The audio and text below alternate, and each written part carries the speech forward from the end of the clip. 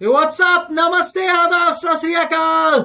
मैं हूं सीए संकल्प कांस्टिया। स्वागत करता हूं आप सबका इस नए सेशन में on costing, intermediate cost and management accounting. तो क्या आप कुछ नया सीखने के लिए तैयार है? तो चलो भाई, शुभ काम में देरी किस बात की। So on that positive note आज स्टार्ट करेंगे अपन कुछ और टेक्निकल्स ऑफ कॉस्ट शीट। तो कल अपन ने कौन सा चैप्टर स्टार्ट किया था? बोलो बोलो, टेल टेल। करेक्ट, अपन ने स्टार्ट किया था चैप्टर जिसका नाम है कॉस्ट शीट। क्यों ये बनाने की जरूरत पड़ी, क्या अपन भी बनाते हैं इसको, ये सब चीजें अपन ने कल समझी। तो बात कुछ ऐसी है कि इंडिविजुअल लेवल पे जब मेरे को ही ट्रैक नहीं रह पाता है कि मेरे कौन से खर्चे हो रहे हैं, कौन से खर्चे नहीं हो रहे हैं, क्या उनका कितना किसका खर्चा हुआ है, कौन से महीने में कितना मेरे को एक्सपेंसेस करना है, इनकम आने वाला है, कुछ नहीं पता है। तो इसके लिए मम्मी ने मुझे आइडिया दिया, बेटा बेटा तू क्यों ना ऐसा कर कि तू जो भी तेरे खर्चे हैं उनको पहले क्लासिफाई कर, फिर सिस्टमैटिकली रिकॉर्ड कर और हमारे को प्रेजेंट किया कर एक स्टेटमेंट फॉर्म में, ताकि हमारे को भी पता चले हमारा बेटा बेटी क्या कर रहा है पूरा महीना, कहाँ खर्चा हो रहा है भाई, समझ रही है। तो ऑन दैट नोट अपन ने पर्सनल लेवल पे बनाना चालू किया एंड बस उसी चीज को अगर बिजनेस लेवल पे मैं रेप्लिकेट करूं, बिकॉज अगर पर्सनल लेवल पे मुझे चाहिए then in that case definitely ना बिजनेस लेवल के लिए चाहिए यार, पब्लिक है कि नहीं। So then we came up with a concept called as cost sheet. Cost sheet क्या है? एक स्टेटमेंट है। कॉस्ट शीट क्या है? एक स्टेटमेंट है।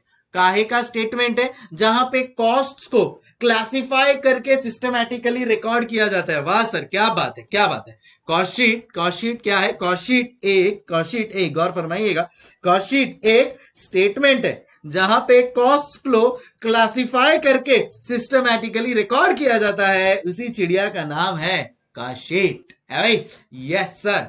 तो उसी क्लासिफिकेशन के दौर में अपन ने फिर और अंडरस्टैंडिंग लेना चालू किया and we classified the costs into two parts, direct cost, indirect cost। क्या रे वो बोला? direct cost, indirect cost। आप मुझे बताइए direct cost क्या वो होता है? Correct, any cost which varies with change in output या production, उसको अपन डायरेक्ट कॉस्ट कहते हैं। कितने सारे एग्जाम्पल अपने पास आ गए। अपन ने एग्जाम्पल लिया मोबाइल फोन का, ठीक है कि नहीं। अपन एक एग्जांपल ले सकते हैं शर्ट का, अपन एग्जांपल ले सकते हैं पेन का। अब कोई भी दुनिया में एग्जांपल ले लो, मैं एक सेकंड में पता कर सकता हूं ये डायरेक्ट कॉस्ट है या इनडायरेक्ट कॉस्ट। कल कुछ जगहों पर कंट्रोवर्सी भी हुई, जहां पे जैसे कि लेबर हुआ, एडवर्टीजमेंट हुआ, जहां पे हमको लगा ये सर डायरेक्ट कॉस्ट भी हो सकता है, ये सर इनडायरेक्ट कॉस्ट भी हो सकता है। बट एनी विच केस हमने उसको प्रॉपरली आइडेंटिफाई किया, क्वेश्चन किया कि भाई क्या है। अगर तुमने खाली लेबर बोला है तो हम पूछेंगे इंस्टीट्यूट को, इंस्टीट्यूट क्या है ये लेबर, क्यों हुआ ये लेबर? क्या ये पीस बेसिस पे एक प्रोडक्ट बनाने पे अपन उसको पे कर रहे हैं, या फिर ये लेबरर को अपन सुपरवाइजरी लेवल पे पे कर रहे हैं? तो वो हम क्वेश्चन पूछेंगे किसको? अपने माई बाप institute of chartered accountants of India को। और उनसे जवाब मिलते ही समझ जाएगा अपने को कि वेदर वो डायरेक्ट कॉस्ट है या इनडायरेक्ट कॉस्ट है भाई। समझ गया? इधर तक किसी को कोई भी डाउट? नो सर, आप सबने बोला था sir all going all well all strong.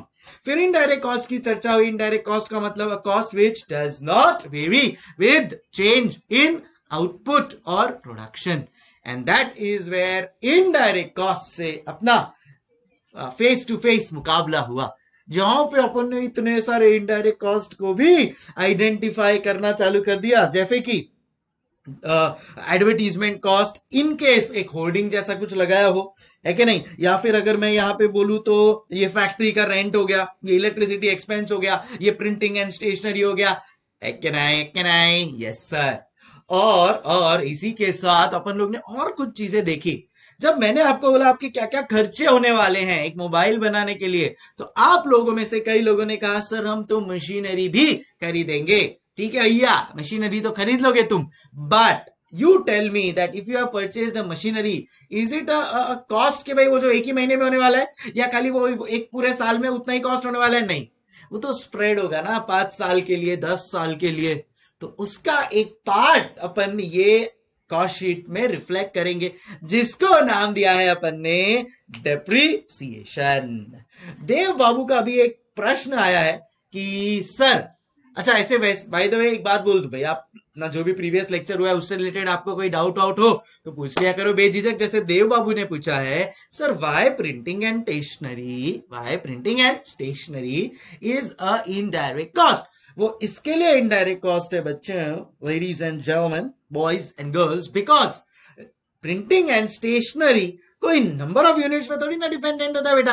अभी मैंने सपोज फॉर एग्जांपल अपने ऑफिस में प्रिंटर ले आया, बराबर है, प्रिंटर के लिए मेरे को पेजेस की जरूरत पड़ेगी, तो बहुत सारे मैंने वो पेजेस का मालूम है पैकेट आता है, तो ऐसे 100 पैकेट लेकर आ गया मैं।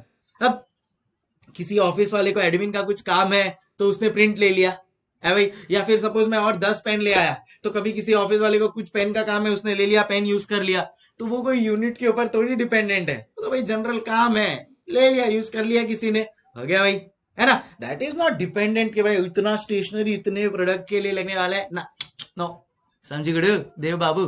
चलो, so that is why it is a indirect cost, right, okay.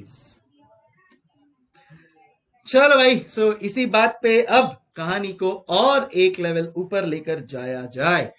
मेरे को एक बात बताओ देव बाबू, समझ में आया आपको बेटा? ओके, चलो अब, अच्छा अब अपन कौन सा चैप्टर सीख रहे हैं? तो अज्यूम कर रहा हूं मैं कि आप लोग सब लोग चिल्ला रहे होगे सर कॉस्ट शीट। तो चलो एक बार वापस, एक बारिया भी जा यारा, एक बारिया, याद आ जा, मैं गाना गा नहीं गा रहा हूं, मैं बोल रहा हूं याद आ जा, याद आ जा। अच्छा, देव बाबू ने फिर पूछा है कि सर एडवर्टीजमेंट को क्या गिनेंगे? राजा बेटा आप सो रहे थे क्या कल? एडवर्टीजमेंट में दो तरह के हो सकते हैं, कि अगर मोबाइल स्पेसिफिक, कि भाई हम लोग ने कल डिसाइड किया कि हम हमारी कंपनी एसके मोबाइल को एक मोबाइल के साथ एक मेलेडी फ्री देंगे, तो एक मेलेडी हमारे लिए तो कॉस्ट है, सामने कस्टमर को फ्री मिल रहा है, बट अपने लिए तो कॉस्ट है ना, तो एक मेलेडी फ्री।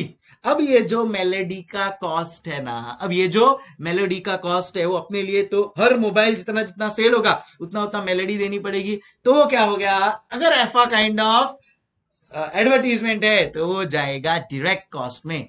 बट अगर समझो ऐसा है कि भाई होर्डिंग पोस्टर लगा दिया अपन ने वड्डा सा, ठीक है, कोई अपन लोग ने मस्त कोई एकदम प्राइम लोकेशन पे लगा दिया पोस्टर, अब उधर कोई डिपेंडेंट नहीं है ना, वो देखकर कोई इन्फ्लुएंस होकर खरीद सकता है, नहीं भी खरीद सके, it's kind of a branding and promotional exercise. तो पता नहीं है कितने यूनिट्स बिकेंगे उसकी वजह से, और कितने खर्चे में मैं कैसे उसको डिवाइड करूं per unit, not possible. Okay, indirect cost. Dev बाबू समझ गए बेटा? Please confirm. आहा, लेक्चर और ये चाय की चुस्की, अच्छा आपको भी चाहिए? आओ आओ आओ आओ, कभी आओ बॉम्बे मिलने के लिए, जरूर देंगे आपको भी। चलो, ऑल क्लियर देव बाबू, एक्सेलेंट। अब क्या बोला था मैं, अब अपन समझने की कोशिश कर रहे हैं कॉस्ट शीट। कॉस्ट शीट क्या होता है?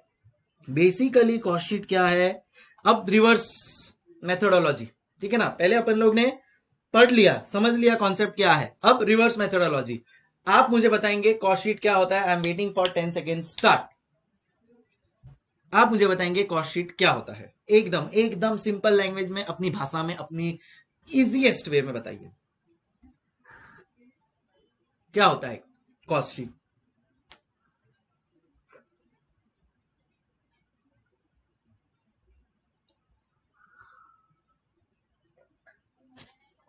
बोलो बोलो, टेल टेल, कॉस्ट शीट क्या होता है?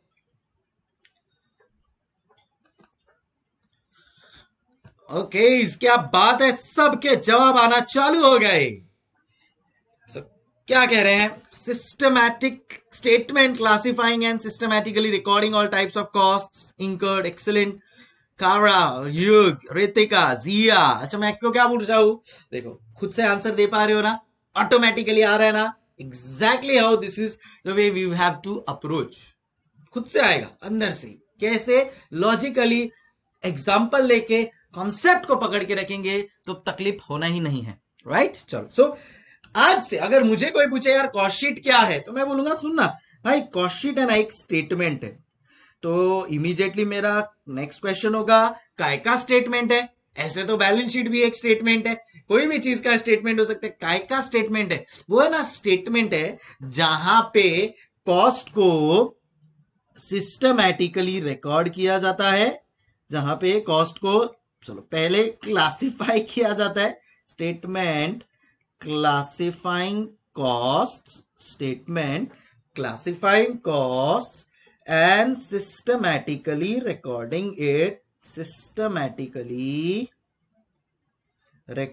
it in the books of accounts. Systematically recording it in the books of accounts नहीं लिखते अपन, बस systematically recording it. बस हो गया. Simple, we will keep it simple. क्या? एक स्टेटमेंट है. क्या करता है ये स्टेटमेंट? कॉस्ट को क्लासिफाई करता है और सिस्टमैटिकली रिकॉर्ड कर देता है. क्लियर है? एकदम क्लियर है सर. डन. ठीक है. फिर हम लोग ने बोला अच्छा तो ये एक स्टेटमेंट है, तो हमारे को भी जरा स्टेटमेंट बना के बताओ. सर स्टेटमेंट बना लेंगे, बट अभी तक हमारे को है ना कॉस्ट का इतना प्रॉपरली क्लासिफिकेशन नहीं पता चला है. कोई बात नहीं, तो आओ मैं अब आपको क्लासिफिकेशन समझाता हूं. तो इसी चर्चा पे, इसी अंडरस्टैंडिंग पे अपन लोग ने क्या स्टार्ट किया था? सबसे पहला चीज के कॉस्ट शीट का अपने को क्या करना है? क्लासिफिकेशंस. एंड वो क्लासिफिकेशन में पहला क्लासिफिकेशन क्या वो आया सर? पहला क्लासिफिकेशन आया direct cost and indirect cost. क्या आया? Direct cost and indirect cost. समझ गुडू सर. अच्छा, डायरेक्ट कॉस्ट में अपन लोग ने क्या समझा? Cost with change in production. Simple, we will keep it simple silly. So cost जो चेंज हो रहा है, cost changing proportionately to change in production. इसके काफी सारे एग्जांपल्स अपन ने समझे, जैसे कि रॉ मटेरियल. भाई जितने यूनिट्स बनाने हैं उतने रॉ मटेरियल की जरूरत लगेगी, बराबर है? यस और नो? Yes sir. समझो मेरा पीस रेटेड एम्प्लॉय हुआ, तो भाई जितने वो पीस रेटेड एम्प्लॉय या पीस रेटेड लेबरर, भाई जितने लेबरर यूनिट्स बनाएगा उतना मेरा कॉस्ट बढ़ते जाएगा. डायरेक्ट कॉस्ट है ना. सो ये सब क्या हो गया मेरे? Direct cost. आओ आज अपन इस डायरेक्ट कॉस्ट को भी फर्दर क्लासिफाई करेंगे. तो सर क्या जरूरत है? डायरेक्ट और इनडायरेक्ट ही रखते हैं ना? नहीं, आपको उसको फर्दर क्लासिफाई करना पड़ेगा फॉर अ रीजन कि फ्यूचर में बिजनेस के लिए जब आपको कोई डिसीजन लेना हो तो आपके पास फर्दर क्लासिफिकेशन होना जरूरी है. I will tell you an example again. तो अपन अपने बेस एग्जांपल को पकड़ के रखेंगे. ठीक है, अपना बेस एग्जांपल क्या था? Pocket money. ठीक है, तो पॉकेट मनी में समझो अपने को पेरेंट्स ने दिया 2000 रुपीज पर मंथ. पेरेंट्स ने दिया 2000 पर मंथ. यस सर, दे दिया 2000 पर मंथ. इस 2000 पर मंथ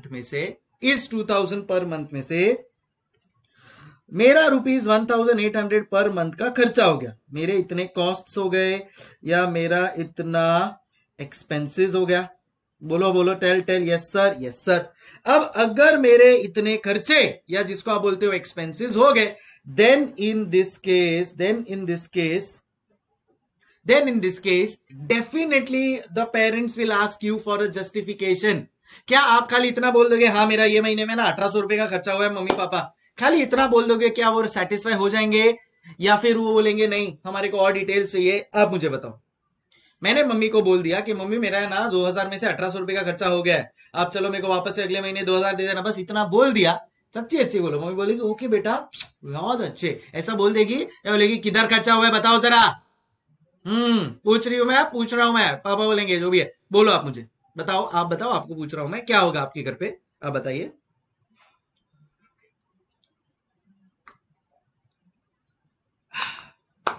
करेक्ट. मनन बोल रहा है सर नेवर सेटिस्फाइड. दिल पे लग गई बात.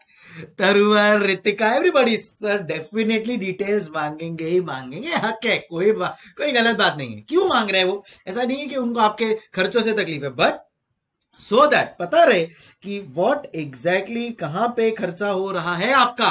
कि भाई ट्रैवलिंग में हो रहा है, ईटिंग में हो रहा है, बुक्स में हो रहा है, शॉपिंग में हो रहा है, बाहर घूमने फिरने में हो रहा है, पता तो हो. उस हिसाब से फिर वो डिसीजन ले पाएंगे. आपको बोलेंगे कि देख बेटा तू आजकल बहुत ज्यादा ट्रैवलिंग रिक्शा में कर रहा है, जोड़ा जरा ट्रेन के भी धक्के खाओ, जरा बस के भी धक्के खा के खाना सीखो, तब जाके पता चलेगा आटे दाल का भाव। आता है ना ऐसा सब डायलॉग, आता है ना। सो ये सब डिसीजन मेकिंग अगर अपने पर्सनल लेवल पे करना है अपने को या अपने पेरेंट्स को फॉर दैट मैटर, या फिर अभी आजकल तो भाई मोबाइल रिचार्ज हो गया, मोबाइल का बिल हो गया, वो भी पॉकेट मनी से ही जाता है।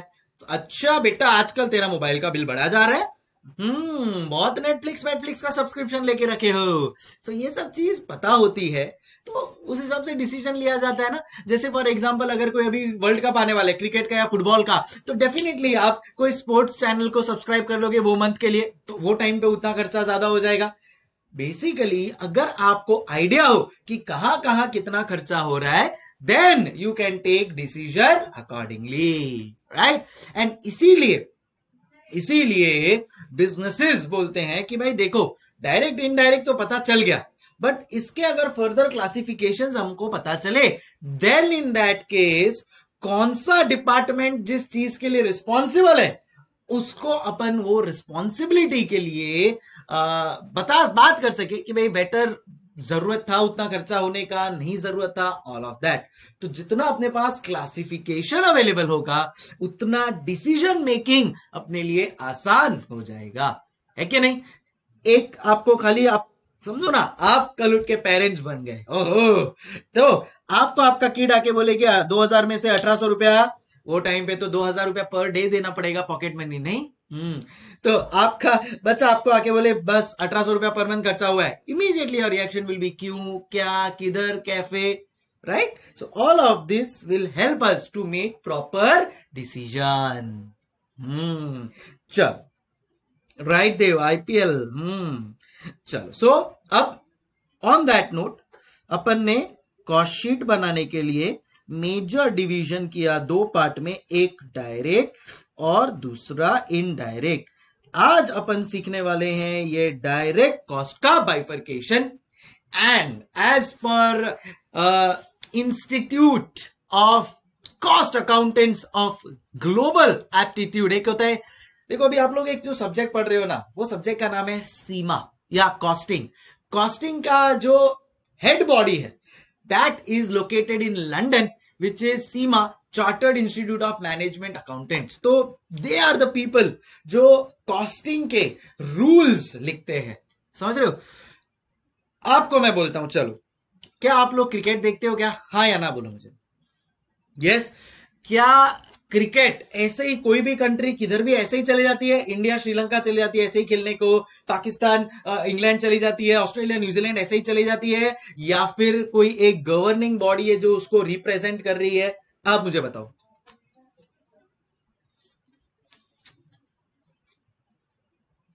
बोलो कौन है वो। सर डेफिनेटली कोई गवर्निंग बॉडी ऐसे ही तो ही खड़ी गई, कोई इधर भी किधर भी चले जाएगा, एग्जैक्टली। सो यहां पे there is a governing body which govern पूरे वर्ल्ड का क्रिकेट मैनेज करती है, वो है ICC, international cricket council. In the same way पूरे इंडिया का जो क्रिकेट है वो मैनेज करती है BCCI, board of cricket for control in India. So ये गवर्निंग बॉडीज रूल्स डिसाइड करते हैं, क्रिकेट में क्या रूल्स एप्लीकेबल होंगे नहीं होंगे ये कौन डिसाइड करेगा, आईसीसी, जी हां, इंटरनेशनल क्रिकेट काउंसिल। ये रूल्स डिसाइड करेंगे कि क्या होना चाहिए, एंड देन बाकी लोग जिसको वो गेम खेलना है वो उस गेम के रूल्स को फॉलो करेंगे, made by our head body. In the same way कोई भी चीज हो, there is always a head body and rules have to be followed by the people under them. For example समझो अगर मैं आपको बोलूं कि टैक्स, जैसे भी आप लोग तो भाई इंटर लेवल पे आ गए, टैक्स वैक्स पढ़ने वाले हो, मुझे आप बताओ क्या कोई भी आपको आके गवर्नमेंट का आदमी आके बोलेगा कि चलो इतना टैक्स दे दो, इतना टैक्स दे दो, या उसके पीछे कोई गवर्निंग बॉडी है जो आपसे टैक्स कलेक्ट कर रही है, बोलो मेरे को, बोलो बोलो, चल चल,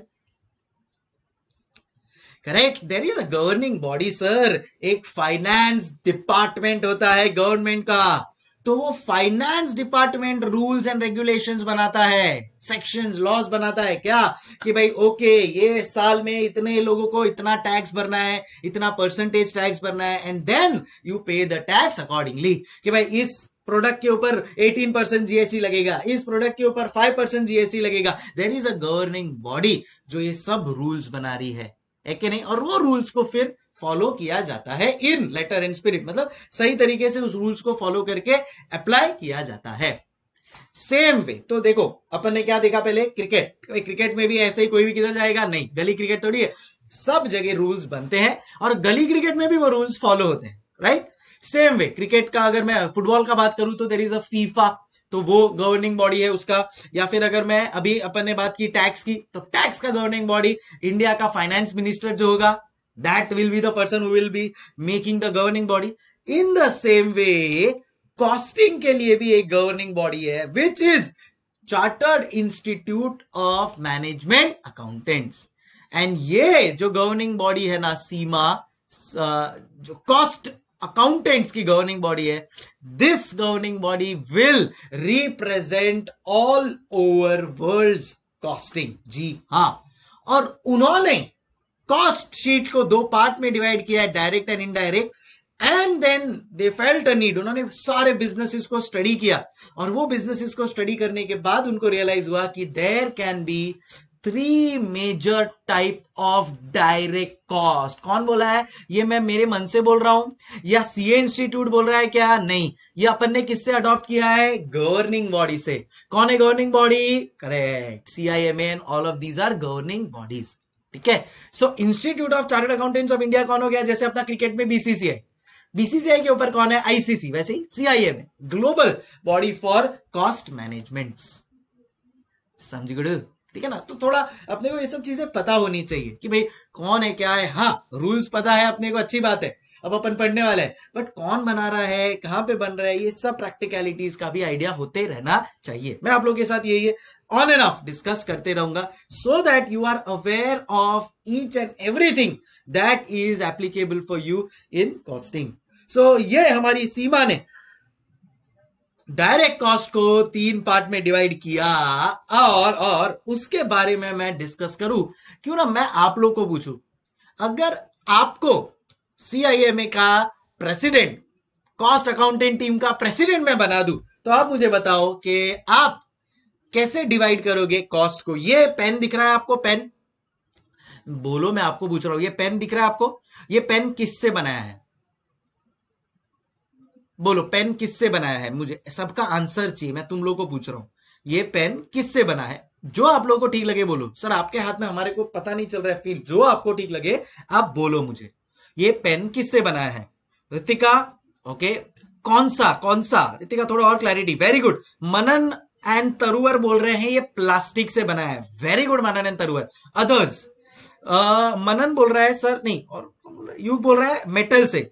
जिया बोल रही है प्लास्टिक, मनन कह रहा है rubber. Okay, so can I से, आपने जो भी एग्जांपल दिया, कोई बोल रहा है सर ये स्टील से बना है, कोई बोल रहा है ये प्लास्टिक से बना है, कोई बोल रहा है मेटल से, कोई बोल रहा है रबर से, ये सब क्या है? कैन आई से ये सब टाइप्स ऑफ मटेरियल है। कैन आई से ये सब टाइप्स ऑफ मटेरियल है।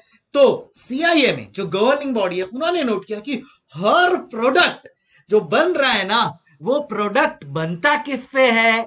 अरे बोलो, टेल बनता किससे है? करेक्ट सर, वो बनता है मटेरियल से। एंड देयरफॉर उन्होंने ब्रॉडली बोला क्लासिफिकेशन में कि मटेरियल तो हर प्रोडक्ट बनाने के लिए लगना ही लगना है। एग्जांपल नंबर 2, मेरा ये शर्ट, बोलो मेरा ये जो शर्ट है, आप मुझे बताओ ये शर्ट किससे बना है? कौन? आई am waiting for an answer. ये शर्ट किससे बना है?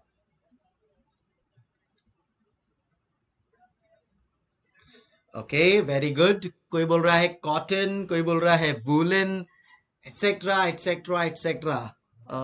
मनन किससे बना है ये शर्ट? करेक्ट, कॉटन से, व्हाटएवर, एग्जैक्टली। अब ये कॉटन बोलो, वूलन बोलो, सिल्क बोलो, आपको जो बोलना है बोलो, ये सब क्या है बेसिकली? सर ये सब है मटीरियल, राइट। सो सीआई मैंने बोला यार बात तो सही है, हर प्रोडक्ट बनाने के लिए मटेरियल तो यूज हो ही रहा है। ये देखो मैं क्या पी रहा था अभी। सर आपने हमको बोला कि आप चाय पी रहे हो। हमको नहीं पता, चाय पी रहा हूं यार, दिखा दूं क्या अभी? बच्चे पे विश्वास नहीं है। हाँ ऐसा। तो ये किससे बना है? ये कप मामूली सा छोटा सा कप, पेपर कप है, ये किससे बना है? पेपर से बना है। पेपर क्या है? Raw material. कोई भी चीज देख लो, कोई भी चीज। ये देखो, ये मेरे ईयरपॉड्स है, किससे बने हैं? सर बड़ा ही शो ऑफ कर रहा हो। शो ऑफ नहीं कर रहा हूं, जो आसपास में पड़ा है वो दिखा रहा हूं यार। ये देखो, एसी का रिमोट है, किससे बना है? सर प्लास्टिक से बना है। मटेरियल आपके इर्द गिर्द जो देखना है, आजू बाजू में, ऊपर आपके पंखा है, किससे बना है? मटेरियल। एग्जैक्टली। सो डायरेक्ट कॉस्ट को उन्होंने डिवाइड किया मटेरियल में, बिकॉज हर प्रोडक्ट बनाने के लिए कहीं ना कहीं मटेरियल यूज होने ही वाला है। चेयर जिसपे मैं बैठा हूं, लैपटॉप या मोबाइल जिसको आप देख रहे हो, सब के सब, राइट? Okay done. समझ में आया? देखो, ट्राई टू गेट इनटू, जिसने बनाया रहेगा उसके दिमाग में घुसने की कोशिश करो, ये सब चीजों का जवाब मिलेगा। और अगर ऐसे पढ़ोगे ना, देन इन दैट केस कभी भूलोगे नहीं, याद रखना ये बात। सेकेंड चीज पे आते हैं। सेकेंड, ये मटेरियल तो आ गया, फैक्ट्री में आ गया, या जहां भी घर पे बना रहे हो घर पे आ गया ये मटेरियल। अभी समझो आपने बोला कि सर शर्ट आपने जो पहना है वो कॉटन से बना है, मेजोरिटी मैंने देखा था कॉटन बोल रहे थे। अब अगर ये शर्ट कॉटन से बना है तो कॉटन क्या है? सर कॉटन मटेरियल है। तो मेरे फैक्ट्री में मैंने कॉटन मटेरियल मंगवा दिया, मुझे 100 शर्ट बनाने, 500 शर्ट बनाने, तो क्या ऑटोमेटिकली कॉटन से शर्ट बन जाएगा? बोलो, ऑटोमेटिकली कॉटन से शर्ट बन जाएगा? जादू होगा? डुम। क्या ऐफा होगा? नहीं सर, डेफिनेटली नहीं सर। उसके लिए कोई लेबरर रखना पड़ेगा, या तो वो लेबरर मैनुअली काम करेगा या वो मशीन में डालेगा। करेक्ट। इन शॉर्ट, किसी पर्सन को काम करना पड़ेगा उसके लिए। एंड सेकेंड कॉज जो उन्होंने आइडेंटिफाई किया, that was labour. Okay, second cause जो उन्होंने आइडेंटिफाई किया, दैट वाज लेबर। बराबर है, एकदम बराबर है। कोई भी प्रोडक्ट बनाना है, मटेरियल सर चाहिए ही चाहिए, लेबर सर चाहिए ही चाहिए। तो अब आता है तीसरा चीज। सर ये दो चीज तो समझ गए, और क्या? सर और क्या? बाकी इंस्टीट्यूट ने बोला बाकी जो बचता है उसको बोल दो एक्सपेंसेस, उसको बोल दो एक्सपेंसेस। ओवर क्लासिफिकेशन नहीं करना हमारे को सीआई में बोलता है ओवर क्लासिफिकेशन नहीं करना, बस। तो इसी के साथ जन्म हुआ 3 तरह के डायरेक्ट कॉस्ट का। पहला बना डायरेक्ट मटेरियल, दूसरा बना डायरेक्ट लेबर, और तीसरा बना डायरेक्ट एक्सपेंसेस।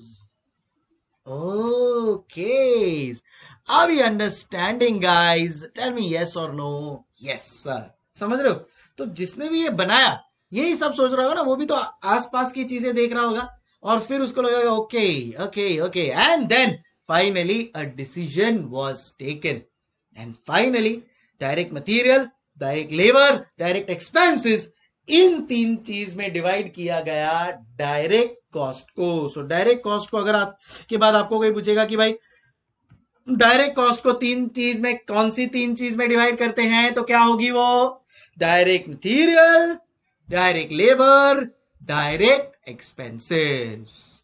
अब मैं क्या बोलता हूं, क्यों ना 5 मिनट लेकर इनके ऊपर एक छोटा सा डिस्कशन कर ले और एक छोटा सा कुछ एग्जांपल ले ले, सो दैट और भी क्रिस्टल क्लियर हो जाए अपन। बराबर के नहीं है? कि नहीं? चलो, चाहिए तो इतना लिखना है तो लिख लो, वरना मैं कंटिन्यू करता हूं। कर लो, लिख लो भाई। ओके चलो भाई, इसको लिखना लिख सकते हैं, बाद में चाहिए तो लिखना ही लिख सकते हैं, कोई प्रॉब्लम नहीं है। चलो, सो ये भाई एक बेसिक क्लासिफिकेशन तो अपने को क्लियर हो गया भाई, बेसिक क्लासिफिकेशन तो अपने को क्लियर हो गया। अब कहानी को और आगे बढ़ाएंगे, ध्यान से सुनना। So direct material, direct labour, direct expense हो गया। अब मैंने आपको क्या बोला यार, इनके बारे में थोड़ा सा एक अंडरस्टैंडिंग ले लेते हैं ना, थोड़ा सा अंडरस्टैंडिंग। तो यस सर, तो आप मुझे बताओ डायरेक्ट मटेरियल का क्या मतलब होता है। मैं आपको बताता हूं क्या डायरेक्ट मटेरियल का मतलब होता है। A material which is identifiable in the product. जी हां, मतलब आपको ये प्रोडक्ट में क्या, आपने देखो जब आपको मैंने पूछा था कि ये पेन बनाने के लिए ये पेन बनाने के लिए क्या मटेरियल यूज हुआ है, तो आपने बोला सर स्टील, प्लास्टिक, या किसी ने बोला रबर, या जो भी है। तो आप लोग ने जब ये सब जवाब दिए मुझे, क्या वो इसमें दिख रहा है? यस। क्या ना, इसे ये प्लास्टिक इधर दिख रहा है? यस, एब्सोल्युटली दिख रहा है। ये अगर मैं शर्ट की बात करूं तो क्या इसमें कॉटन दिख रहा है? यस। अगर ये मैंने सिल्क का पहना होता तो ये मेरा इसका अलग शाइन होता, तो सिल्क दिखता? Yes. So if the material is identifiable, दिख रहा है आपको आंखों से, हाँ यार ये मटेरियल तो दिख रहा है, कॉटन दिख रहा है बॉस, है कि नहीं, प्लास्टिक दिख रहा है बॉस। अगर मैं एक चेयर की बात करूं, एक वुडन चेयर की बात करूं, तो क्या वुडन चेयर दिखता है आपको? उसमें जो वुड है क्या वो दिखता है? यस सर, दिखता है ना भाई। एक वुडन चेयर का रॉ मटेरियल क्या हुआ सर? वुड हुआ। क्या वुड आपको दिखता है? Yes sir. तो वो वुड चेयर के लिए क्या हुआ? Direct material. तो पहला थंब रूल आइडेंटिफाई करने के लिए क्या है? That it should B identifiable in the product.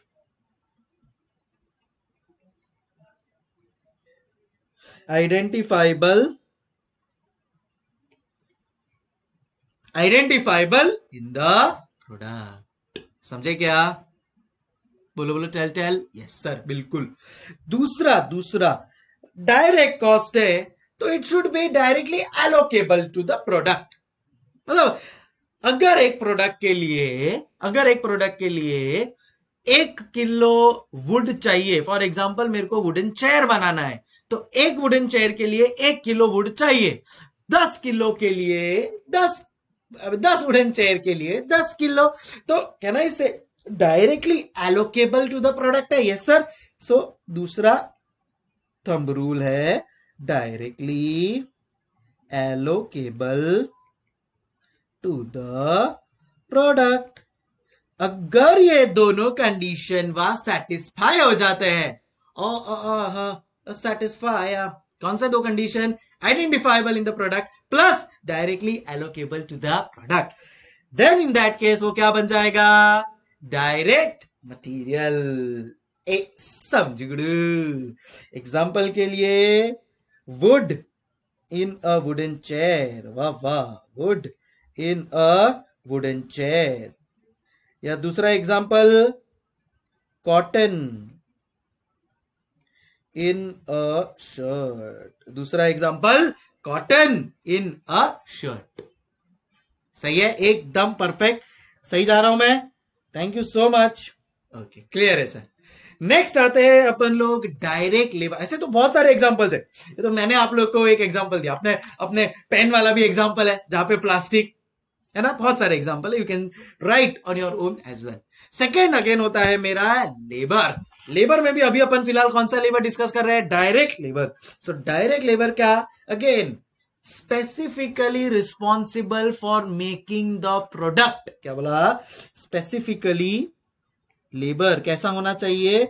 Specifically, just a moment, specifically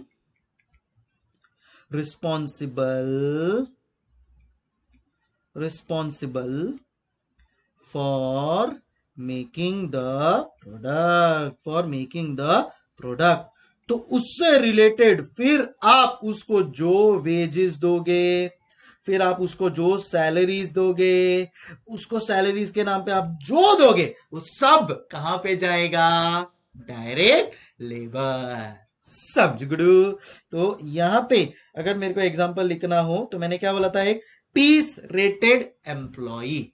क्या बोला? Piece rated employee. मतलब अगर मैंने एक एम्प्लॉय को बोला 1 पेन बनाने के लिए आई विल गिव यू ₹100, तो ये क्या हो गया मेरा? Direct labour. ये क्या हो गया मेरा? Direct labour. समझ गुडू सर। और लास्ट आता है डायरेक्ट एक्सपेंसेस। अब इन दोनों का डेफिनेशन तो सीमा इंस्टीट्यूट ने बखूबी दे दिया। डायरेक्ट मटेरियल क्या होता है, डायरेक्ट लेबर क्या होता है। आज के बाद कभी भी डायरेक्ट मटेरियल आइडेंटिफाई करना होगा तो आपको पता चल गया कैसे करोगे। डायरेक्ट लेबर आइडेंटिफाई करना होगा, आपको पता चल गया कैसे करोगे। अब डायरेक्ट एक्सपेंसेस के लिए बहुत शाने ये लोग। क्या किया इन्होंने, आप मानोगे नहीं। इन्होंने बोला कि इन्होंने डायरेक्ट एक्सपेंस को डिफाइन ही नहीं किया। इंटरनेशनल लेवल की बात कर रहा हूं मैं, इंटरनेशनली समझा रहा हूं चीजें, ठीक है, क्योंकि एंड ऑफ द डे अपना जो कॉस्टिंग है वो अपन ने इंटरनेशनली अडॉप्ट किया हुआ है। तो उन्होंने क्या किया, शाणे लोग ने, उन्होंने बोला डायरेक्ट एक्सपेंस को हम, उन्होंने बोला हम डिफाइन ही नहीं करेंगे. And what did they do, they told that any direct cost, any direct cost which is not direct material or direct labor is direct expenses. वाह वाह वाह वाह इंस्टीट्यूट, तुम तो पतली गली से निकल लिए. है ना, मतलब वाह. डायरेक्ट कॉस्ट है, अगर डायरेक्ट कॉस्ट है वो, देखो मैं आपको बोलता हूं कैसे आइडेंटिफाई करना है डायरेक्ट एक्सपेंस को. सबसे पहले आप पूछोगे कोई कॉस्ट को, ए तू डायरेक्ट कॉस्ट है क्या. अच्छा कैसे पता चलेगा, सर नंबर ऑफ यूनिट्स के बेसिस पे चेंज हो रहा है. तो अगर वो डायरेक्ट कॉस्ट है, फिर अपन उसको पूछेंगे अच्छा तू डायरेक्ट कॉस्ट तो है, क्या तू डायरेक्ट मटेरियल है, नहीं. ये क्या तू डायरेक्ट लेबर है, नहीं. तो तू कौन हुआ, करेक्ट, तू हुआ डायरेक्ट एक्सपेंसेस. ए समझ गए. सो उसका एक एग्जांपल तो मैं दूंगा, बनता है बस. आओ आओ आओ, तो सर एग्जांपल दो ना, ऐसे हमारे को नहीं समझ में. अरे समझा रहा हूं बाबा, 2 मिनट, ठीक है. दो एग्जांपल मैं आपको दूंगा, दो एग्जांपल मैं आपको दूंगा, ध्यान से समझना. दो एग्जांपल से आपको पूरा क्लैरिटी आ जाएगा.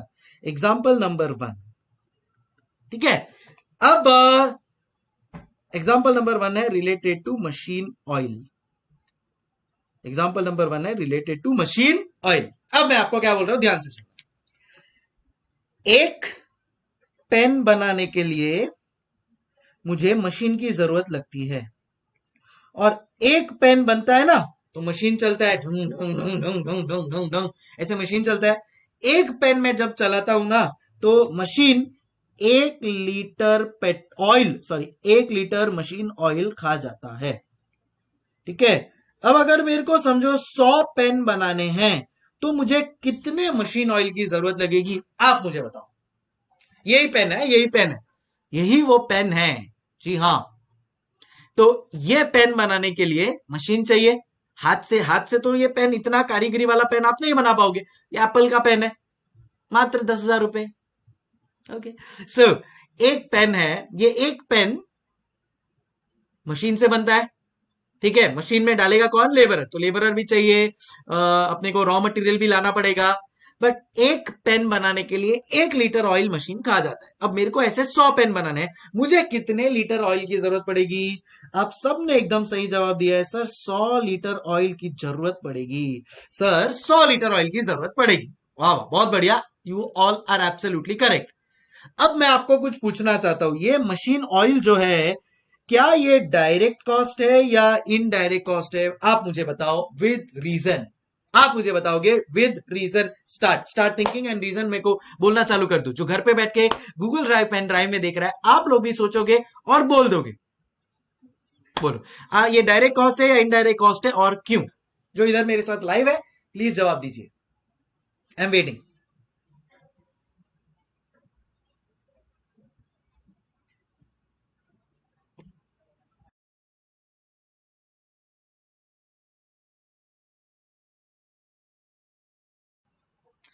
Okay, the answers are flowing heavy and fast. क्या बात है, सब लोग का आंसर करेक्ट है. सब ने जवाब दिया है मुझे कि सर ये डायरेक्ट कॉस्ट होगा. मैं पूछता हूं क्यों डायरेक्ट कॉस्ट होगा, तो उन्होंने जवाब दिया है कि सर जैसे जैसे प्रोडक्शन बढ़ रहा है वैसे वैसे क्वांटिटी कंज्यूम्ड और उसका कॉस्ट भी बढ़ रहा है. एकदम सही जवाब है. अब मेरा सेकंड क्वेश्चन, अगर कल तक का लेक्चर होता तो मेरा ये क्वेश्चन इधर ही खत्म हो गया था, ये डायरेक्ट कॉस्ट है इनडायरेक्ट कॉस्ट. अब तुम और बड़े हो गए हो, तुम फाउंडेशन से अब इंटरमीडिएट लेवल पे आ गए हो. तो इंटरमीडिएट लेवल का क्वेश्चन कि ये कौन सा डायरेक्ट कॉस्ट है, डायरेक्ट मटेरियल, लेबर या डायरेक्ट एक्सपेंसेस. बोलो, ये कौन सा डायरेक्ट कॉस्ट है. डायरेक्ट कॉस्ट तो आपने बोल दिया और मैंने आपको बोल दिया करेक्ट. डायरेक्ट मटेरियल है, लेबर है या एक्सपेंसेस. और क्यों, तुम लोग बहुत स्मार्टली खाली आंसर दे रहे हो, मुझे जवाब चाहिए क्यों, ऐसा क्यों. अरे ऐसा क्यों होता है, ऐसा क्यों क्यों होता है? तुम्हारी उम्र में नींद उड़ती है, तुम्हारी उम्र में चैन खोता है, होता है ना? हाँ, हाँ, हाँ। सर कॉस्टिंग पढ़ा रहे हो या कुछ और? चल स्टार्ट करते हैं. So yes, all of you are absolutely correct. क्या बोला? All of you are absolutely correct कि ये सर डायरेक्ट एक्सपेंस है. क्यों? अब समझने की कोशिश करो. देखो, ये पेन बनाने के लिए मशीन ऑयल यूज हुआ. Yes sir, absolutely yes. क्या वो मशीन ऑयल दिख रहा है कहीं पे? The answer is no. Identifiable का मतलब जब आप उसको यूज करोगे ना, तो वो मटेरियल के बिना आप वो प्रोडक्ट यूज ही नहीं कर पाओगे. क्या कॉटन के बिना आप ये शर्ट पहन पाओगे? क्या प्लास्टिक के बिना आप ये पेन यूज कर पाओगे? नहीं. अगर ऐसा मटेरियल हो, then in that case it is identifiable in the product, उसको कहते हैं. बट मशीन ऑयल इसमें यूज हुआ है प्रोपोर्शनेटली, बट क्या वो दिख रहा है? मेरे को दिख रहा है, हाँ ये वाले में 1 लीटर मशीन ऑयल यूज हुआ है, ये वाले में आधा लीटर, ऐसा कुछ दिख रहा है क्या? नहीं. बट यूज हुआ है and it is directly proportionate to the number of units produce. तो डायरेक्ट है, डायरेक्ट कॉस्ट है, पर डायरेक्ट मटेरियल नहीं है. तो ऐसा कॉस्ट क्या होता है? Correct, it is called as direct expenses. ए समझ गुरु. सो डायरेक्ट कॉस्ट है, डायरेक्ट मटेरियल है क्या? तू हाँ कर या ना कर? नहीं है सर, नहीं है. डायरेक्ट लेबर है क्या? तू हाँ कर या ना कर? नहीं है सर, नहीं है. डायरेक्ट एक्सपेंसेस है क्या? सही है, परफेक्ट. क्लियर हो गया आप लोगों को क्या होता है डायरेक्ट एक्सपेंसेस? क्या आपको और एक एग्जांपल चाहिए? चाहिए सर एग्जाम्पल की, तो हमको बहुत भूख है. ओके, और एक एग्जाम्पल ले लो. आओ आओ. Example number 2. Example number 2. Example number 2 is,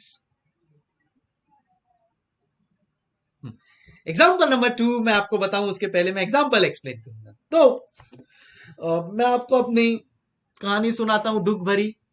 तो मैं बहुत पढ़ाने के लिए पैशनेट था, बहुत मैंने स्टूडेंट्स को पढ़ाया. बट कहीं भी स्टूडेंट इतना गला फाड़ के पढ़ा लो, इतना सब कर लो, उनके लिए जान दे दो, पर स्टूडेंट कुछ ना कुछ गलती निकाल देता है. स्टूडेंट बोलता है अरे नहीं यार, ये संकल्प को तो पढ़ाना ही नहीं आता है. अरे क्या है ये, कौन है यार, इसको हटाओ. मुझे बहुत बुरा लगा. मैंने बोला मुझे नहीं पढ़ाना है, जाओ, मैं नहीं पढ़ाता तुम्हारे को. तो मैं टीचिंग कर रहा था एकदम जान लगा के, बट बस मैं बोला कि नहीं अब मेरा मन नहीं है. तो मैंने पढ़ाना छोड़ दिया. तो सर अब आप क्या करोगे? मैंने सोचा कि यार आजकल कार्स की लाइन में बहुत पैसा है. तो मैंने टीचिंग जो मैं कर रहा था वो बंद कर दिया. और अब मैं स्टार्ट कर रहा हूं अब बिजनेस. काहे का बिजनेस चालू कर रहा हूं मैं? कार का बिजनेस चालू कर रहा हूं मैं. एंड ये कार के बिजनेस के लिए, बोलो बोलो, ये कार के बिजनेस के लिए मैंने कार बनाना चालू किया. तो मैंने मैन्युफैक्चर किया. क्या मैन्युफैक्चर किया? मैंने मेरा कार मैन्युफैक्चर किया. यस, ये है मेरा कार. देखो 4 पहिए हैं, ये उसका बोनट है, एंड इसका मैंने नाम रखा एसके कार. आप बताओ, सच्चे से बताओ, मैंने ये एसके कार बनाई और सबको बोला चलो खरीद लो ये कार. क्या आप ये कार खरीदोगे? सच्ची सच्ची बोलो ना. क्या आप ये कार खरीदोगे? बहुत मेहनत से बनाई है मैंने. क्या आप ये कार खरीदोगे?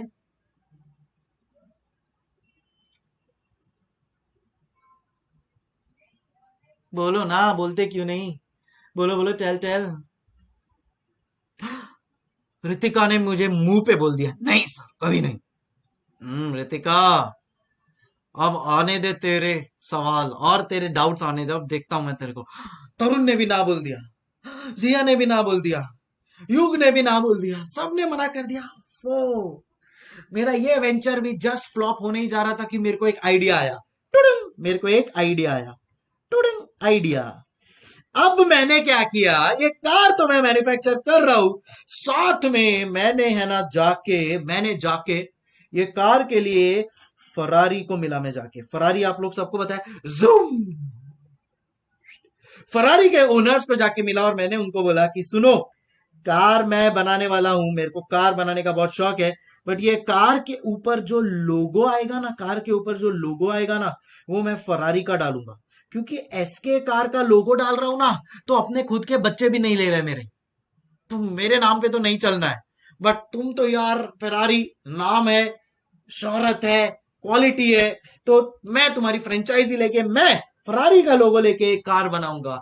अब मैं आपको बोल रहा हूं, अब मैं फरारी की कार बेच रहा हूं, क्योंकि फरारी ने मेरे को लोगो दिया है। अब मैं फरारी की कार बेच रहा हूं। क्या अब आप खरीदेंगे या नहीं? अब आप बोलो। फरारी की कार बेच रहा हूं मैं। The answer now will change. संकल्प वही है, उसका फैक्ट्री वही है, वहां पे ही वो बना रहा है। बट अब हम बोलेंगे यस सर, फरारी की कार है, हमको खरीदना है। क्या बात है। तो अचानक से सब कस्टमर्स मेरे पास आ गए। क्या किया मैंने? मैंने क्या किया, मैंने खाली फरारी का लोगो लगाया। तो क्या ऐसे ही फरारी वाला मेरे को अपना लोगो दे देगा क्या? The answer is no. Ferrari वाले ने मेरे को कॉल किया कि मिस्टर संकल्प, अच्छा आपको हमारा लोगो लगाना है? Yes sir. तो ऐसा करो कि आप हमारे को है ना रॉयल्टी दिया करो, आप हमारे को रॉयल्टी दो। सर कितना रॉयल्टी? एक कार के ऊपर 1 लाख रुपए रॉयल्टी दो, तो 1 लाख रुपीज, 1 लाख पर कार का रॉयल्टी आपको देना पड़ेगा। ओ ऐफा, यस बिल्कुल। बोलो चाहिए आपको कि नहीं चाहिए? हाँ सर चाहिए ना। मैंने उसको बोला हाँ सर चाहिए ना। भाई मेरे नाम पे तो कोई नहीं आ रहा है, फरारी के नाम पे देखो सबका धड़ धड़ धड़ धड़ यस आ गया। चाहिए, चलेगा चलेगा चलेगा। 1 लाख रुपीज में आपको रॉयल्टी दे दूंगा, बट आप मेरे को आपका लोगो लगाने को दे दो। 1 लाख रुपीज में आपको रॉयल्टी दे दूंगा, तो हर कार जो मैं प्रोड्यूस कर रहा हूं, हर कार जो मैं अभी प्रोड्यूस कर रहा हूं, उसके ऊपर फरारी का लोगो आएगा। और उसके लिए मुझे 1 लाख रुपए रॉयल्टी का देना पड़ेगा पर डे, चलेगा? एंड उस हिसाब से हम लोग ने वर्कआउट किया। अब आपको बताना है लेडीज एंड जेंटलमैन, ये जो कार का मैं रॉयल्टी पे कर रहा हूं, हर कार के लिए मुझे 1 लाख रुपए रॉयल्टी पे करना है। सबसे पहला क्वेश्चन मैं आपको पूछना चाहता हूं, ये डायरेक्ट कॉस्ट है या इनडायरेक्ट कॉस्ट है?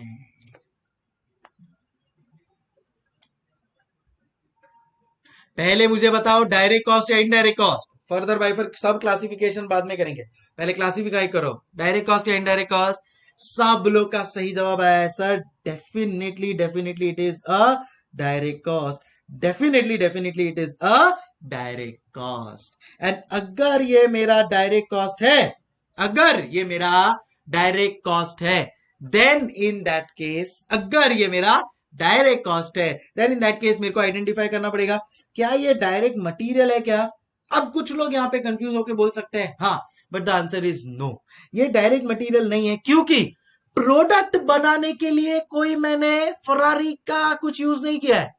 फरारी का तो खाली एक बिल्ला लगाया, लोगो बनाया, प्रोडक्ट तो पूरा रेडी था, फिनिश्ड प्रोडक्ट रेडी था, खाली उसके ऊपर एक लोगो लगाया। तो it is not a direct material, वो कोई आइडेंटिफाइबल प्रोडक्ट नहीं है कि उसके बिना वो गाड़ी यूज ही नहीं हो सकता। गाड़ी तो यूज होने वाला है स्टीयरिंग की वजह से, व्हील्स की वजह से, बोनेट की वजह से, उसके बॉडी, बाकी जो कार के बॉडी पार्ट्स है उसकी वजह से। फरारी का लोगो तो खाली एक, अरे you can say marketing campaign की तरह यूज हो रहा हूं, तो it is not a direct material. Definitely labour तो है ही नहीं, तो कहा जाएगा ये? अरे ओ सांबा, कहा जाएगा? Sir it will be a direct expense. समझे? Clear everybody? सो यहाँ पे मैं लिख सकता हूं, मैंने 2 एग्जांपल समझा दिए आपको। कौन से एग्जांपल समझाए? पहला एग्जांपल मशीन ऑयल, याद रहेगा? Yes sir. दूसरा example sir Ferrari. Are we absolutely clear? मैं सामने बैठी हुई जनता, आवाम को पूछना चाहता हूं, क्या आप लोगों को सब कुछ क्लियर हो गया है अब तक जो मैंने समझाया? हाँ या ना में मुझे जवाब दीजिएगा।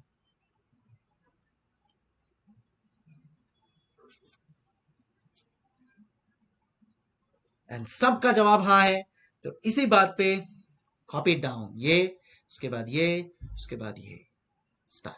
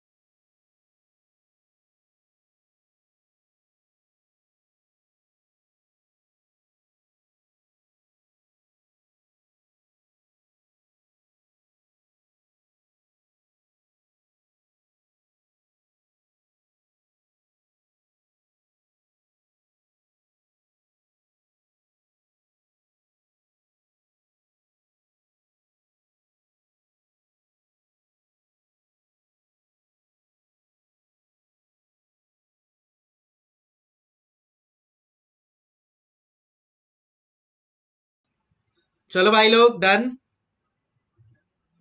बोलो, क्लियर हो गया आप लोग को सबको क्या होता है डायरेक्ट कॉस्ट के bifurcation? Simple, straight forward, easy, good.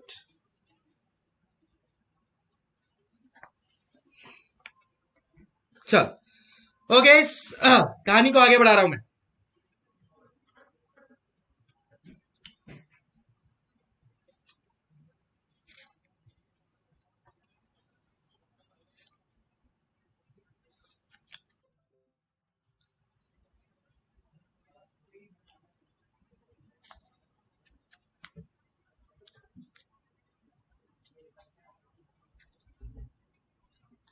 चलो अब आते हैं अपन लोग, सो देख, बाइफरकेशन कर रहे थे अपन, कॉस्ट शीट का बाइफरकेशन किया into direct cost and indirect cost.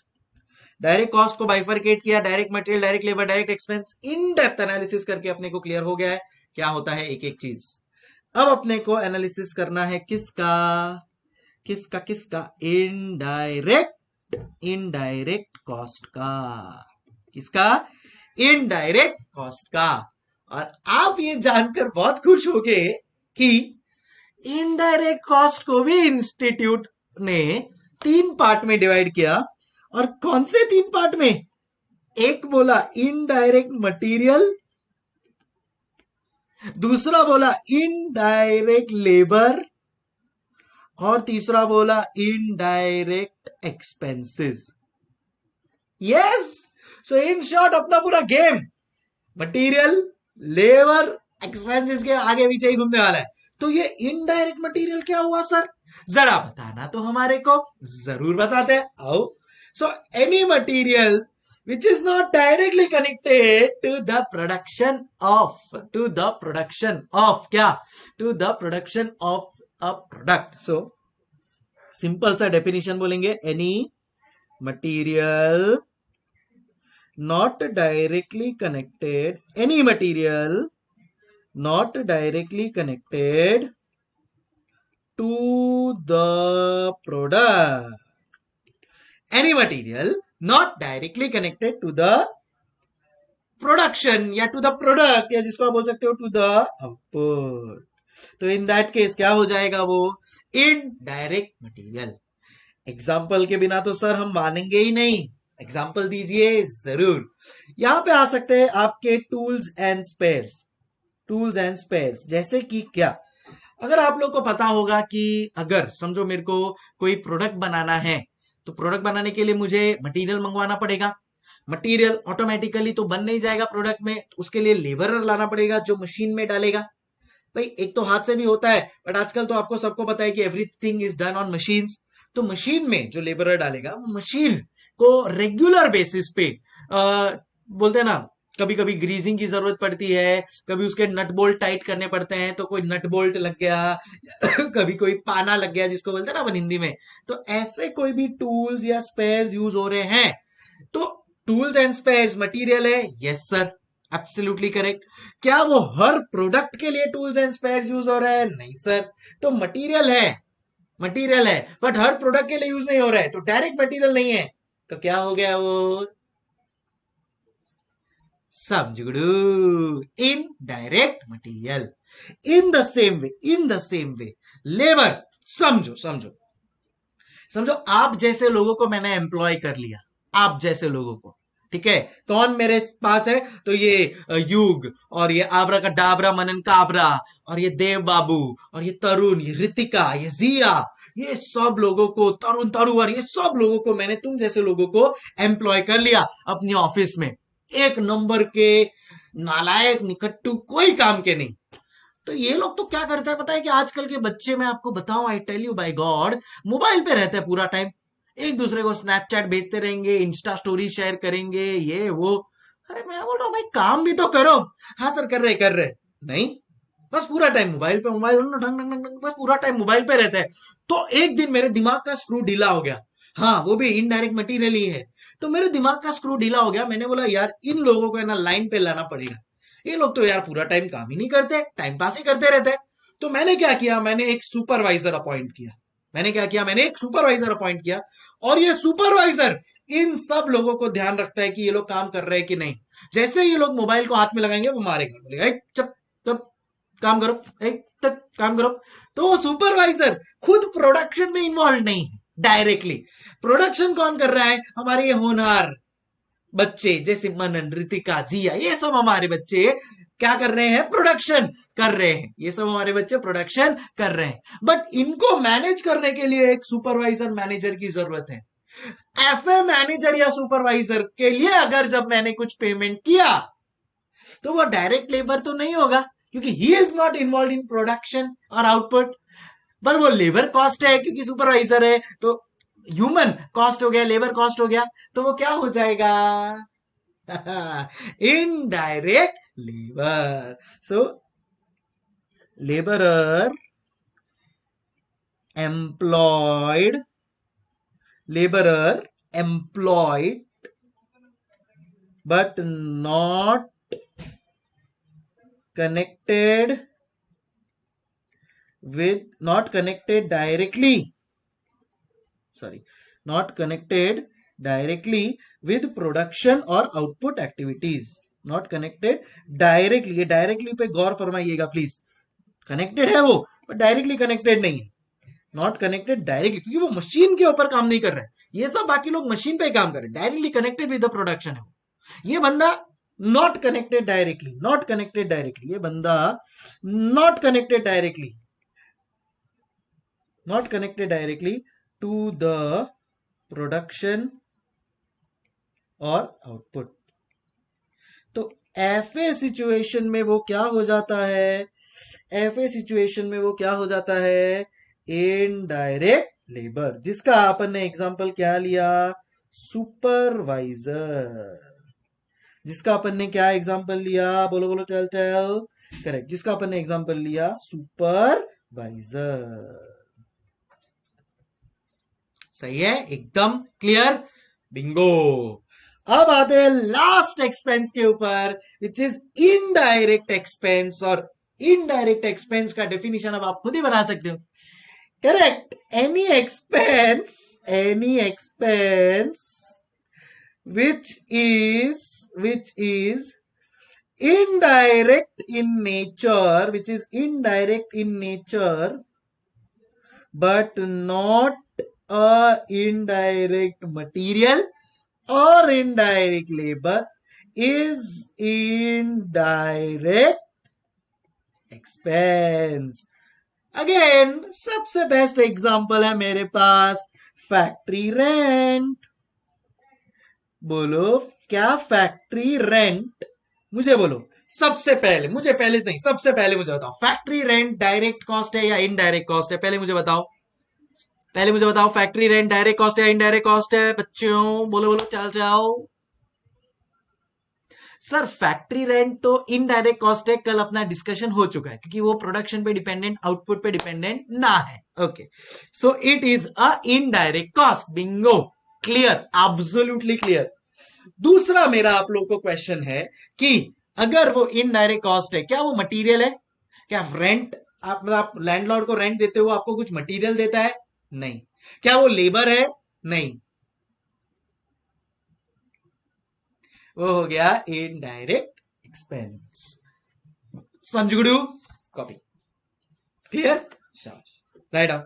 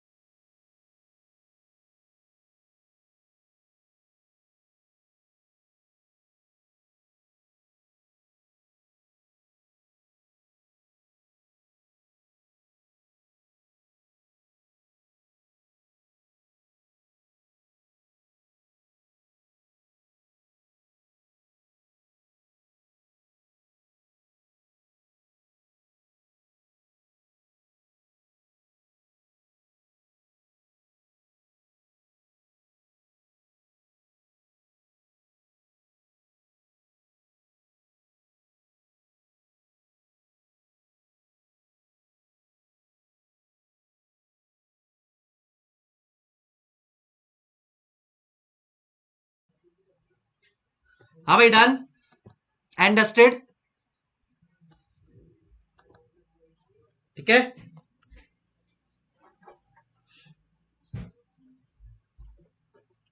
Clear हो रहा है आप लोगों को सब? बोलो ना, बोलते क्यों नहीं?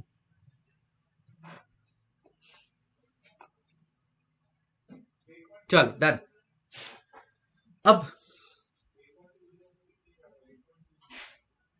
क्या कर रहे हैं अपन लोग? Cost sheet. अब ध्यान देना, 5 मिनट के लिए ध्यान देना, ठीक है? कॉस्ट शीट को मैंने दो पार्ट में डिवाइड किया। क्या?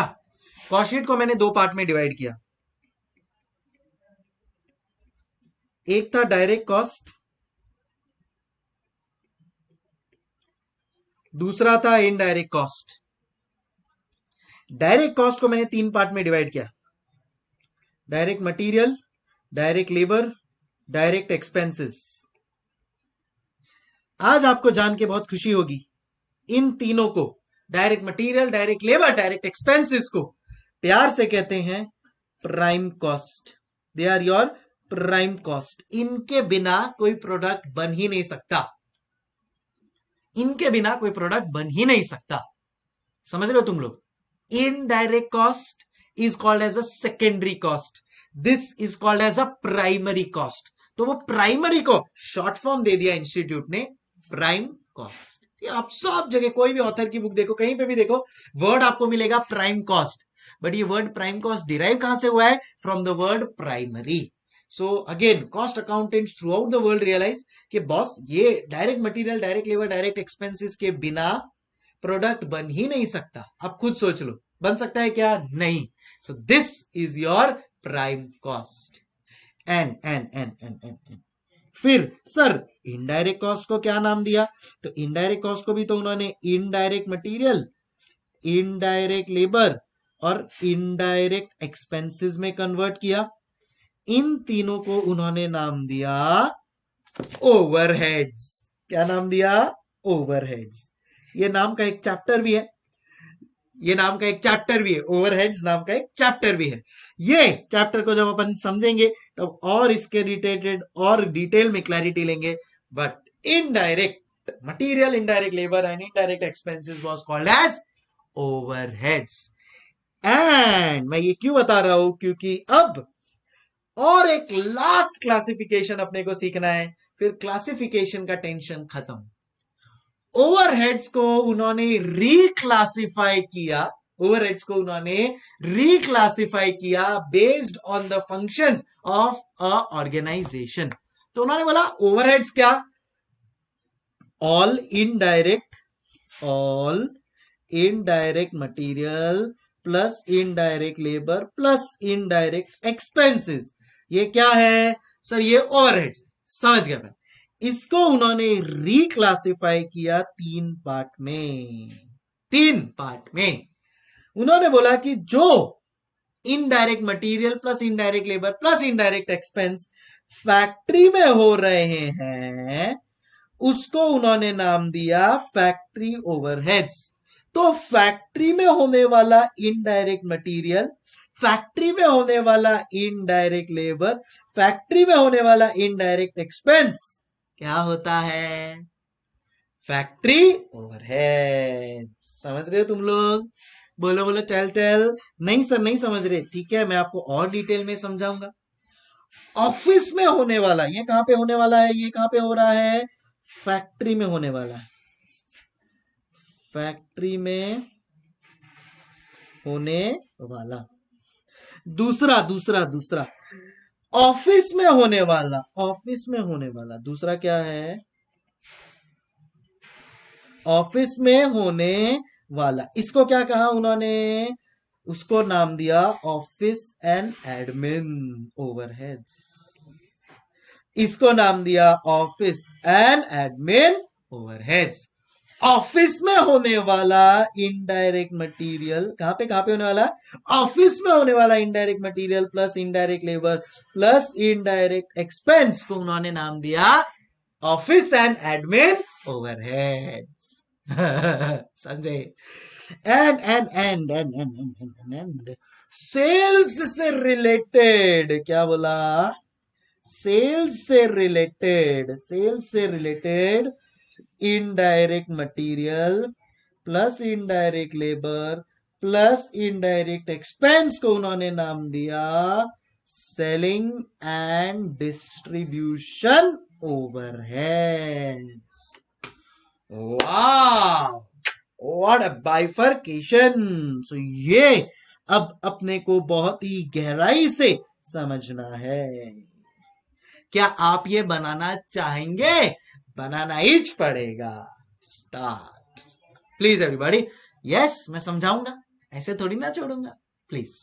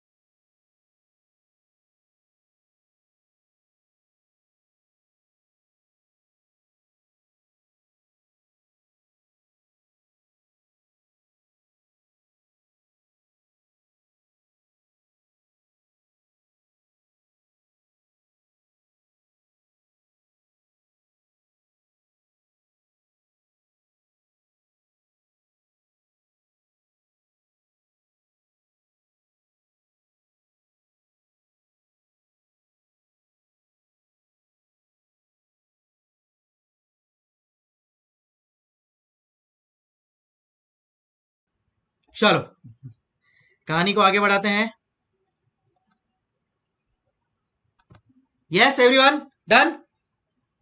इधर तक क्लियर है? चलो अब नेक्स्ट लास्ट एस्पेक्ट को समझेंगे। तो मैंने कहां से पढ़ाना चालू किया? सर आपने पढ़ाना चालू किया कॉस्ट शीट से। कॉस्ट शीट को आज मैंने डिवाइड किया डायरेक्ट मटेरियल, इनडायरेक्ट मटेरियल। अब फिलहाल इनडायरेक्ट मटेरियल को अपन ने बाइफरकेट किया और बोला ओवरहेड्स होता है। सॉरी, इनडायरेक्ट मटेरियल नहीं, indirect cost. Direct cost, indirect cost. और ये इनडायरेक्ट कॉस्ट को प्यार से क्या कहते हैं? ओवरहेड्स, जिसको अब अपन 3 पार्ट में डिवाइड करने वाले हैं। करेक्ट, अपन ने डिवाइड किया ऑलरेडी कि इनडायरेक्ट मटेरियल है ये, इनडायरेक्ट लेबर है ये, इनडायरेक्ट एक्सपेंस है ये। इसको प्यार से बोला ओवरहेड्स। अब ये ओवरहेड्स को डिवाइड करने का टाइम आ गया है। ठीक है, सो ये ओवरहेड्स 3 मेजर जगहों पर होता है। पहला जो ये ओवरहेड का खर्चा होता है वो होता है फैक्ट्री में, एंड हेंस इसको नाम दिया फैक्ट्री ओवरहेड्स। दूसरा ये ओवरहेड्स होता है ऑफिस में, एंड हेंस इसको नाम दिया office and admin overheads. And तीसरा जो मेरा ये कॉस्ट होता है वो होता है मार्केट में प्रोडक्ट बेचने के लिए, तो ये हो गया selling and distribution. Selling and distribution. ए समझ गुडू सर। अब फैक्ट्री ओवरहेड समझने की कोशिश करते हैं। एनी काइंड ऑफ ठीक है, इनडायरेक्ट मटीरियल, इनडायरेक्ट लेबर और indirect expense incurred in factory, incurred in factory।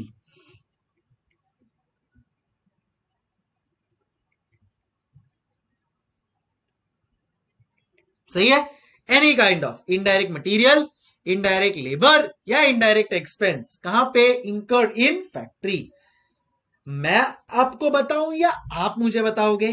Definitely आप मुझे बताओगे। सोचो 2 मिनट, ट्राई करो और मुझे बताओ। आया तो ठीक, नहीं आया तो पैसा दिया है सर, वसूल लेंगे। ओके चलो बताओ, come on, I am waiting for examples. क्या आएगा यहां पे? आप जो भी बोलोगे वो मैं यहां पे लिखते जाऊंगा। स्टार्ट, कम ऑन, क्या आ सकता है?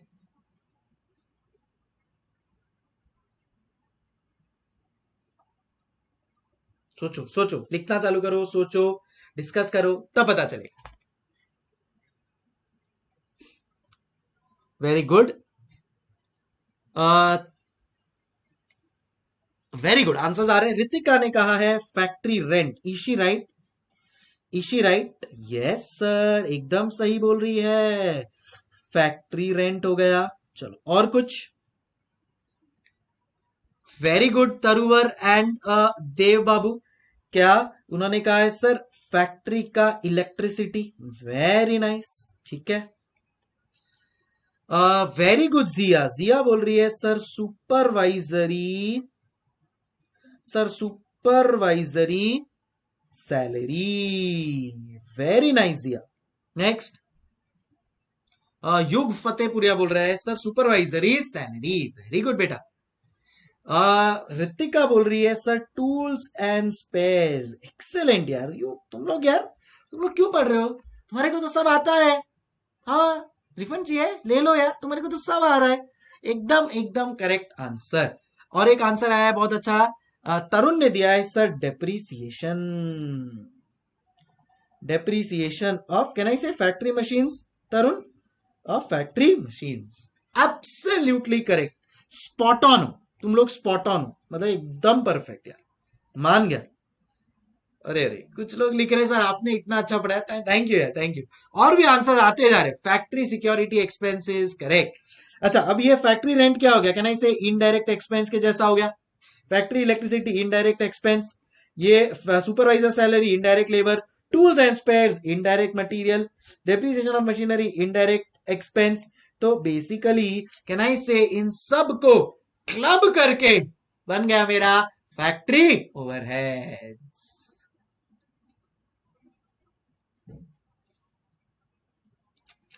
कोई शक?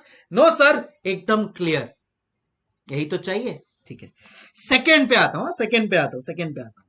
और क्या है साथ में? ऑफिस एडमिन है sir, office admin. Again, any kind of, any kind of, कितना इजी हो गया ना लाइफ अभी अपना। Indirect material, indirect labour, indirect expense incurred in office. मैं आपको क्या पूछूंगा? एग्जाम्पल बता दो आप। क्या बात है, क्या बात है, बोलो क्या आंसर आएगा इसका? जो आप बोलोगे वो मैं लिखूंगा, एंड आई एम श्योर आप लोग सही ही लिखोगे। बोलो।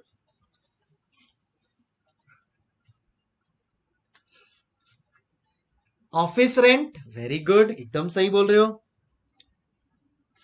तो इधर मैंने लिख लिया office rent, very good. Employee salary, जो अपना स्टाफ सैलरी होता है ना, एडमिन स्टाफ सैलरी लिख देता हूं मैं इधर, तो ये हो जाएगा एडमिन स्टाफ सैलरी, एकदम सही। Sir printing and stationery, office stationery, एक यार तुम मतलब मुझे बोलने ही मत दो, सब तुम लोग इधर लिख लो, लाइन दे दिया इन्होंने पूरा। हा। सो प्रिंटिंग एंड स्टेशनरी। अगेन किसी ने कहा सर ऑफिस का इलेक्ट्रिसिटी, और ऑफिस का अगर कोई एसेट होगा जैसे प्रिंटर, उसका depreciation. Absolutely killer, absolutely killer. तो मुझे कुछ सोचने की जरूरत नहीं पड़ी। ऑफिस इंश्योरेंस, क्या बात है, वेरी यूनिक। एंड ये सब सही है। इसको अगर मेरे को फर्दर बाइफरकेट करना हो तो अगर मैं बोल सकता हूँ ऑफिस रेंट क्या है मेरा, indirect expense, salary, indirect labour, ये indirect material, indirect expense and indirect expense. सही है, यही है, डन। एंड लास्ट है मेरा सेलिंग एंड डिस्ट्रीब्यूशन। क्या आ जाएगा यहाँ पे, any kind of indirect material, indirect labor, indirect expense incurred for sales, incurred for sales। क्या हो जाएगा, बोलो, correct, it will be your selling and distribution overheads. Answer तो आप ही दोगे, आप ही तो मुझे यहाँ पे पढ़ाने आए हो, कहीं मैं ही आपको फीस ना देके चले जाऊं। Very good Yug. Advertisement expense, it could be related to transportation. समझो फैक्ट्री में गुड्स बन गए, बराबर है, अब मेरे को भेजना भी तो पड़ेगा ना, उसको कहते हैं ट्रांसपोर्टेशन और डिस्ट्रीब्यूशन एक्सपेंसेस। इसको और डिटेल में करेंगे डिस्कस आने वाले लेक्चर में, बट अभी एक बेसिक अंडरस्टैंडिंग अपन ले रहे हैं। सो ट्रांसपोर्टेशन या डिस्ट्रीब्यूशन एक्सपेंसेस। चलो और क्या, बोलो बोलो और क्या। वेरी नाइस, क्या आंसर दिया है, depreciation of selling sales vehicles. इसका मतलब क्या होता है सर, मैं आपको बताता हूं। डेप्रिसिएशन ऑफ, किसी ने वर्ड यूज किया सेल्स, मैं सही वर्ड यूज करूंगा, डेप्रिसिएशन ऑफ डिलीवरी व्हीकल्स। मालूम है कई बार डिस्ट्रीब्यूशन करने के लिए, डिलीवरी करने के लिए आपको व्हीकल्स खरीदना पड़ेगा, वो व्हीकल्स भी तो लॉन्ग टर्म एसेट है, करेक्ट। उसका जो डेप्रिसिएशन है, that depreciation will not come under factory or office, it will come under sales and distribution expenses। सही है, सही है, एक्सेलेंट। और कुछ, और कुछ समझो, अपन लोग ने कुछ फ्री बीज दे दिया कस्टमर को, तो फ्री बीज टू कस्टमर,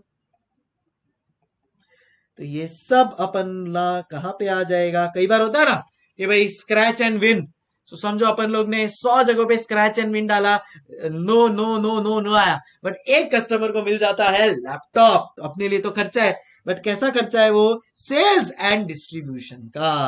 तो ये हो गया मेरा समझो इनडायरेक्ट एक्सपेंस, ये हो गया मेरा इनडायरेक्ट एक्सपेंस, इनडायरेक्ट एक्सपेंस, ये समझो मैंने कोई मटेरियल दे दिया, indirect material, so on and so fourth. समझो मैंने सेल्स टीम रखा, मार्केटिंग टीम रखा, तो मार्केटिंग टीम का खर्चा भी यहां पे जाएगा, indirect labour.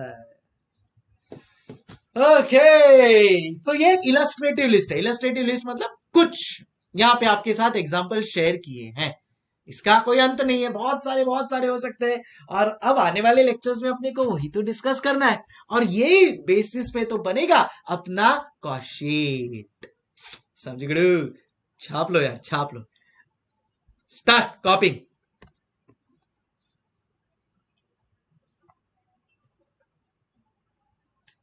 Start कॉपिंग।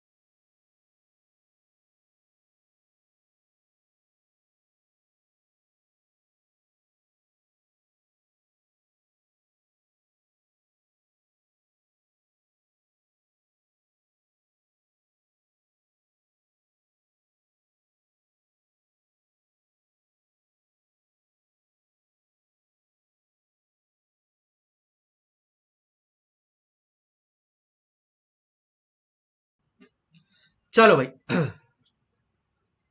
Done, clear है एकदम इधर तक? All set to start with the real cost sheet and sums? चलो ग्रेट। तो आज का सेशन इधर ही अपन समाप्त करेंगे। क्या क्या सीखा है उसका एक क्विक रिकैप ले लेंगे, ठीक है? So far so good. कल से स्टार्ट होंगे sums of cost sheet and that is going to be killer killer. सही है, चलो ग्रेट। ओके, लिख लो फटाफट जिसका बाकी है।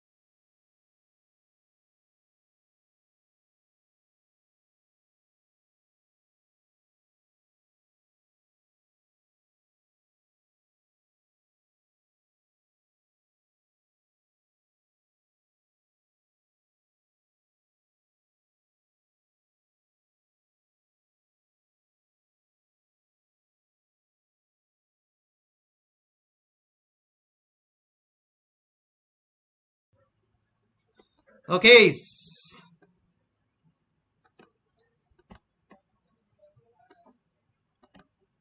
चलो done. Okay, so as I said, अब अपन मिलेंगे अगले लेक्चर में। आज के लिए इतना ही काफी है, तुम लोग के लिए काफी क्लैरिटी आ गया।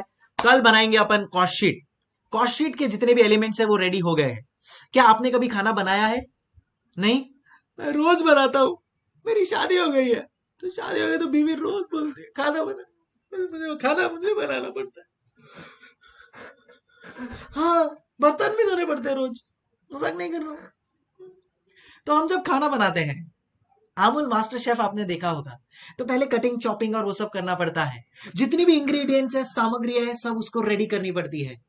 और फिर अपन उनको छौकेंगे और खाना बनेगा। वाह, बस ऐसा ही कुछ होने वाला है कल। कटिंग चॉपिंग जितनी भी इंग्रेडिएंट्स है सब आपके सामने रेडी है, सब आपके सामने रेडी है। बस इतना रिवाइज करके आना और कल बनेगा आपके साथ अमूल मास्टर शेफ का बहुत ही तड़ाकेदार वाला खाना। क्या आप वो खाने के लिए तैयार हैं? मैं भी तैयार हूं। अभी ready? Let's do it tomorrow. ठीक है, चलो, time to say hasta la vista guys. Keep smiling, keep rocking and revise करके आना, बहुत मजा आएगा। ठीक है, खाना बनाने के लिए तैयार, एप्रिल में एप्रिल पहन के आना। कल मम्मी को बोलना, मम्मी खाना आप नहीं मैं बनाऊंगा, बनाऊंगी। Amul master chef with CA Sankalp Kanstia. Bye, thank you, take care. चलो बाय, थैंक यू। जाओ यार, पीछा नहीं छोड़ रहे मेरा, मजा आ रहा है। सर और पढ़ाते जाओ, कल पढ़ाऊंगा ना।